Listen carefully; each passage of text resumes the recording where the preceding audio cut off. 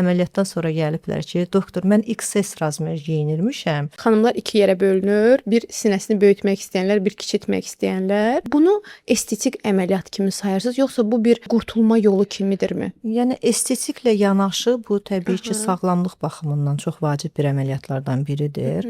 Çünki bu əməliyyatdan sonra xanımlarımız sosial diskomfortdan, yəni azad olurlar, kompleksdən azad olurlar və eyni zamanda bizə müraciət etdikdə orada biz xəstənin şikayətlərinə, pasiyentin şikayətlərinə baxdıqda pasiyentlərimizdə boyunlarda ağrı, kürəkdə ağrı, hətta kifoza qədər gətirib çıxardır ki, dəridə maserasiyalar baş verir. Bu əməliyyatdan sonra xanımlar çox xoşbəxt olurlar, çox razı olurlar bu əməliyyatdan. Xanımlar var ki, mənə müraciət ediblər, hətta əməliyyatdan sonra gəliblər ki, doktor, mən XS razmer geyinirmişəm.